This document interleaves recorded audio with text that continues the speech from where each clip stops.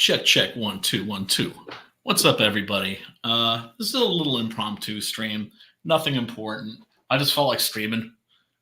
And what can I say? I done struck the gold mine. I've been living here in this new place for about, I would say, going on 3-4 months. And I'm only now really starting to kind of settle in, right? Finally got the furniture moved around, got some strapping young lads to move the furniture around. So all I need is a couch and a proper desk, an adult-sized desk, because this shit right here is what I got now, and it ain't cutting it. Nuh-uh. You have to understand, I had the desk back at the old house before I had to sell it. This thing was huge. It looked like it belonged to like Tony Montana in Scarface or some shit like that. It was just gigantic. And so a friend finagled a little deal for me, and I got this gigantic desk that had belonged to like the CEO of the company that had just folded. And I loved this thing because it had tons and tons of space. And I think I, like most creative folks, you like to have a big work area, where you can just like throw stuff around and have it ready, and just a mess, but like a kind of organized mess, a creative mess. And yeah, no, I can't have a creative mess with this little tiny piece of shit. I can barely get my legs under here. This is like a kid's desk. And in fact, it was a kid's desk. It was my desk. Also, I had my older brothers, but whatever. That one offers a little more space, but I don't know. This place needs the finishing touches. Anyway, it's completely boring shit, I know. I figured, you know what? Let me start going through all the boxes of books, because I got like 1 billion, right? My home has always looked like a library, and it doesn't ever get any smaller. It only gets bigger. I think being fellow book people, I'm sure you can relate to that. But anyway, one of the things I came across that really, really gave me a real kick was my collection of old monster magazines. It is far from complete. I don't have any famous monsters of Filmland. Most of the stuff from when I was like a real little kid, I don't have. But what I do have is the stuff that I started getting in like the 6th grade. And, famous monsters of Filmland. Yeah, it was essential. Yeah, Forey J. Ackerman created fandom. And that's not, it's not arguable as far as I'm concerned. He was the original fan, the initial geek, you might say, like the guy, hosted like the first comic conventions and science fiction conventions and all that shit. But the magazine, in terms of like learning stuff, it wasn't much of a magazine. It was like old pictures and a lot of pictures of stuff from like Forrest J. Ackerman's collection, which was cool, but there wasn't anything there. There weren't like really good articles or interviews or news about like new horror movies that were coming out, that kind of a thing. And so what you had when you were a kid growing up in the 1970s and 80s was you had STARLOG magazine. And this was basically something that started out as a Star Trek fanzine. And even the name suggested STARLOG, right? And, it's a direct reference to Star Trek and, with Captain's Log and all that stuff. What did Spock find in the, how does that joke go? What did Spock find in the toilet the captain's log. That's how that goes. But yeah, this was. It didn't look like a fanzine. It was glossy, right? And you could find this on like the newsstands. And so, when I would go for my comics, of course, holy crap, they had magazines about the shit that I was into. And, they'd really go into like in depth with like the special effects and everything. It was absolutely revolutionary and incredibly important. And I miss it. So they would cover new shit, at that point, like this is, I think, 77, 78. They came out with that absolutely abominable adaptation of Ray Bradbury's The Martian Chronicles. The less said about that, the better. And then they'll do like an old movie coverage, like the making of The Thing. That is to say, the original version of The Thing, not the John Carpenter version. The Howard Hawks version of The Thing. Yeah. And then, of course, a little movie that was coming out. They had the first images. A little movie called Alien.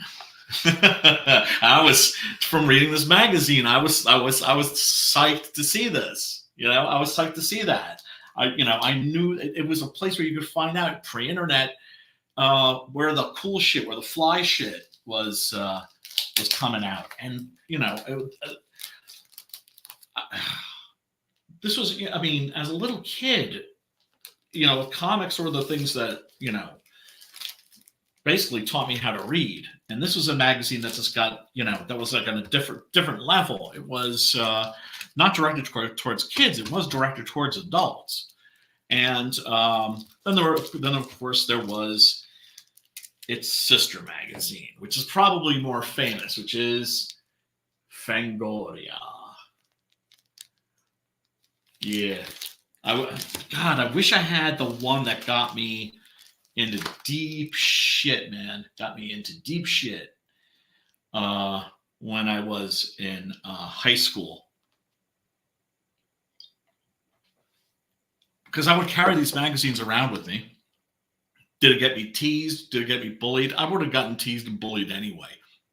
I didn't give a fuck. I never tried to fit in because I was like, I'm too much of a freak. And these people that are trying to get me to act like them are douchebags, and they're worst of all, greatest offense, they're boring. And one thing I promised myself, that was, that when I grew up, I wouldn't be boring. Can even be an asshole, but just don't be a boring asshole. But of course, most assholes are totally boring. Yeah, here's a little article on one of my favorite movies. Definitely, I'm a Frankenstein guy. This is a little story about The Bride, which was a remake of The Bride of Frankenstein. And I remember thinking, it had gotten terrible reviews, and I remember thinking, I'm not going to bother seeing that. And so I didn't, and then it was on cable one night, and I watched it because of an article. Actually, it wasn't in this. It was in this magazine, Ciné Fantastique, which is like the English version of a French fanzine on Le Fantastique, on science fiction, fantasy, and horror. And what was great about Ciné Fantastique was that they treated all of the fantasy genres, that is to say science fiction, fantasy, and horror, as one genre, that is to say fantasy. And all of the subgenres, science fiction, fantasy, and horror, as merely subgenres, right? And that made so much sense to me because, generally speaking, it's just like, I just loved, I loved them all. I love my sword and sorcery movies. I love my my science fiction, of course. lots of awesome science fiction in the 70s and early 80s. And then, of course, I fucking love my horror. And this was like, I don't know, it was like a even better version of STARLOG. They would go, here, let me, so that's what I need to do. Yeah, basically this is a preparation for a deep dive. Think of this as a little exploratory stream because I got to figure out how to do this in a way that's interesting, which means I really probably should try to get my camera closer to the page. So, the little fucking lens cap is flopping around. Hold on. Let me get this straight. Well, hey, this is why you watch live streams, right? You're not looking for smooth and polished. You're just looking for authentic to something authentic in this fucking debased society that we live in. So, you know, I mean, look, there's the Tar Man. But not only did they show you pictures of the Tar Man, they show you conceptual art for the Tar Man. And I am a sucker for conceptual art. I absolutely love it to bits. And you would see it in magazines like this and Fangoria. Yeah. Let's see. Yeah, and so of course they talked to Dan O'Bannon. And look at this. This is Bill Stout, who is like a special effects artist. And these are storyboards he did. Look at this. This is Trash's resurrection from the dead. Like, this is, not, I mean, 100 times better than what's in the movie. Now, of course, I love the movie. Don't get me wrong. I am a Return of the Living Dead stan. Saw it the day it came out in the theater. Fucking loved it. Have been a huge fan ever since. But here you can see like the dirt being disturbed, and then you see Trash coming out of the mud, and the rain's hitting her face, and she's feeling her face, and she's looking up at the rain, and she's realizing that she's dead, and she lets out this scream, this bellow of anguish and horror. Cool shit, right? Here are like some, yeah, here's some of like the designs. You notice how EC Comics these are?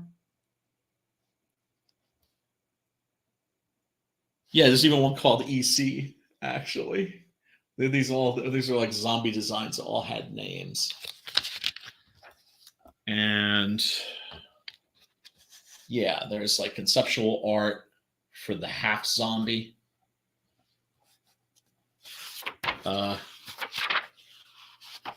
This young darling right here, certainly one of the most memorable zombies, one of the most memorable special effects from the 80s. It's kind of the cave bear. Daryl Hannah's legs. Yeah, and a review of like Cat's Eye. That's another thing too. I really got to say, their reviews were really good. They were like, you know, on another level, because STARLOG and Fangoria didn't really generally do reviews that much, because that risked alienating their sources, right? That would grant them interviews and access to like movie sets and shit like that. So I get that. And then of course you had Fangoria in, I think, like the 90s and early 2000s was actually doing payola, where they were actually they were doing reviews, but they were fake reviews. They were like getting paid to give good reviews to shit movies. And the movies would come out, you know, they'd be on their way out, and they'd be like, oh, this movie's awesome, go check it out, 4-star review. And then it would come out, and then people would realize it was a piece of shit, and then they would review the Blu-ray or the DVD, and they'd be like, oh yeah, that was a piece of shit. which led to them eventually folding, which is fine because the only people that were reading Fangoria at that point were fucking Rob Zombie losers and the Eli Roth people and fucking juggalos. You know, I mean, can juggalos even read? Not that, well, I shouldn't hate on juggalos. I shouldn't hate on anybody, to be perfectly honest. But yeah, this is for when Meteor came out. Remember Meteor? Most people don't. It was I think that was a Roger Corman movie. Ah, yes, The Making of Alien. I bought all the Alien shit. I bought the graphic novel by Walter Simonson, the one that was released by Heavy Metal, and I got the making of books. I had all of that shit. I was obsessed with that damn movie. And then, of course, H.R. Giger's art. And the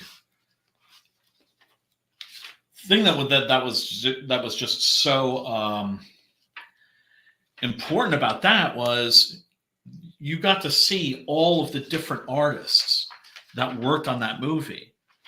You know, people like H.R. Giger, most famously, Ron Cobb, who also did designs for Conan the Barbarian, another one of my favorite movies. And then, of course, also artwork by Jean Girard, a.k.a. Mobius, who designed the spacesuits, amongst other things. So they had, it's a ripped page right there. It's not like I'm giving these up. Yeah, look at that. There's H.R. Giger, the mad Swiss dude. Yeah, what did you say, Swissman?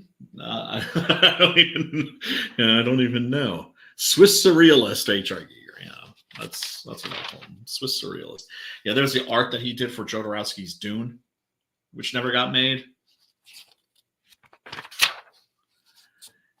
And then, of course, a little article on Georges Méliès, the very first creator of the science fiction film. And yeah, so it's just cool shit. They would show you how they do how they do all the special effects. And then this article fucked me up, man. This is why I started collecting toys, because this guy had some fucking cool shit. They just showed that this is just this guy's toy collection. And look at this shit. He has a James Arness Thing action figure. And when I saw that, I was like, I need to get the Alien doll when it comes out. And my mom, God bless her, she was calling it Toys R Us like every fucking day until they got that thing. So she could rush down there and grab it for me. Yeah, my mom was the shit that way. The Flash Gordon Click Ray pistols. I actually own this one. And it still clicks too. But I'm separated from my toy collection.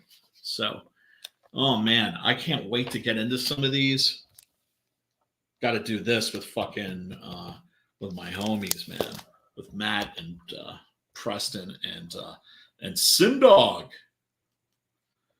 Is there anybody hanging out? I'm not sure.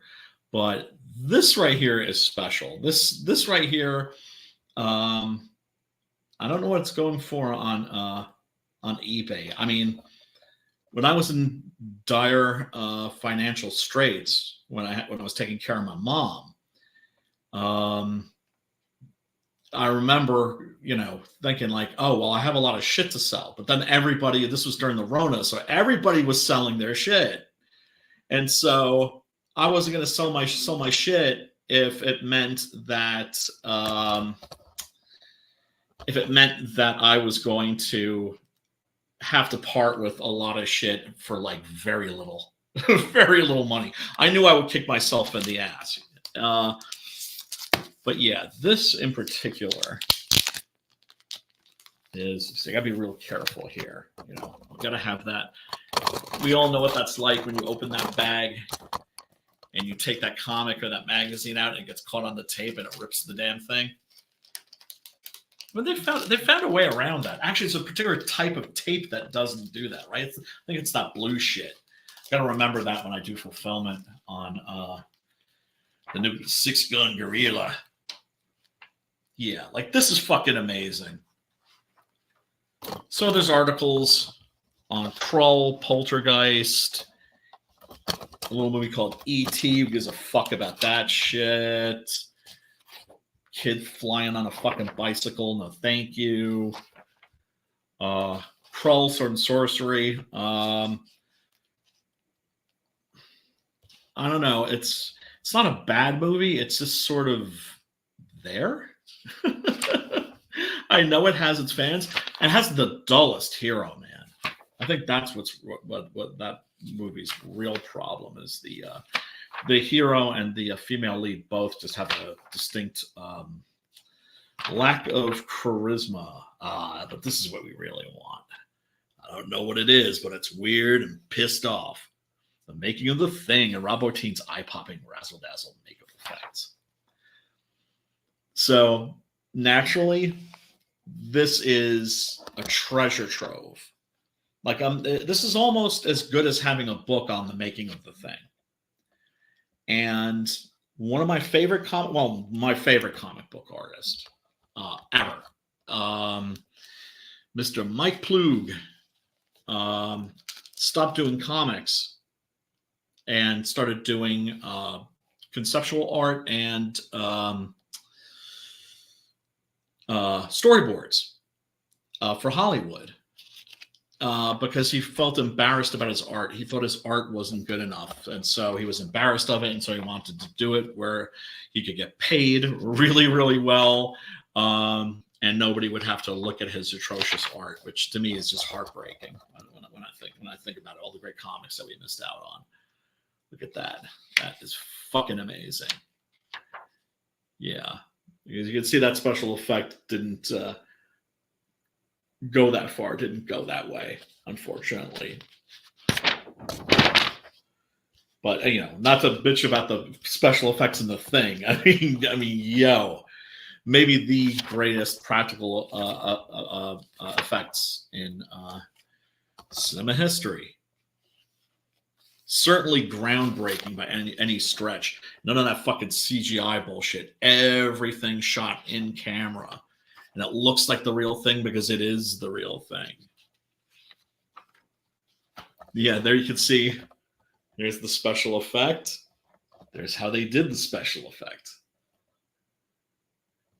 And it's great too because it's fucking Mike Ploog. You know? So it's I mean, god damn it, man. Who is just wasting himself? I mean, I like to think a lot of his stuff turned up on the screen.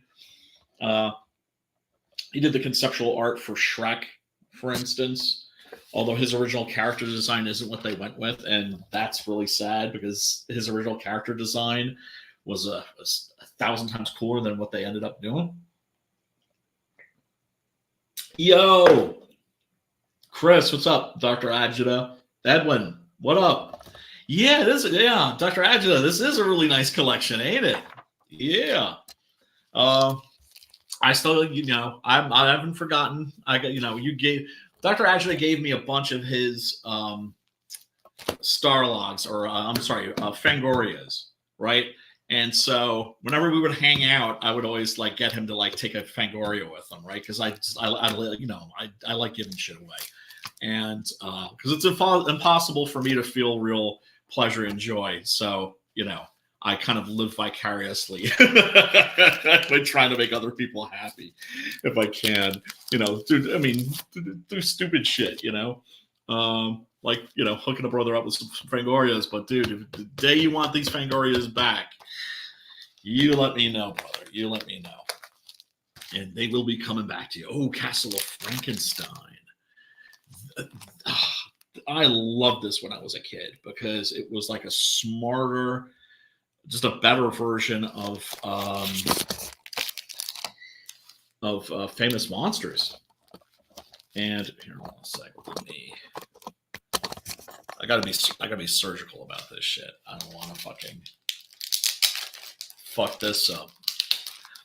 I unfortunately don't have any surviving copies from when I was a kid, but I got this at a convention. And this was a magazine that was unfortunately canceled really quickly. This is like number 20, issue number 23.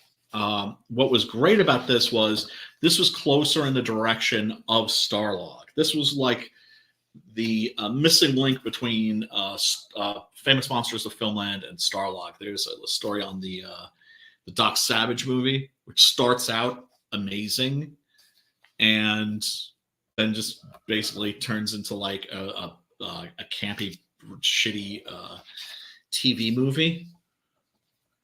It's a real shame, but let's see. It's an interview with Roger Corman. You see what I'm saying? Like for like Famous Monsters of Filmland wouldn't have interviews with people like Roger Corman. Wouldn't have interviews, period. You know, there'd be some fan letters. You know, one issue had a fan from a little Stevie King from New Hampshire, I believe, or Maine.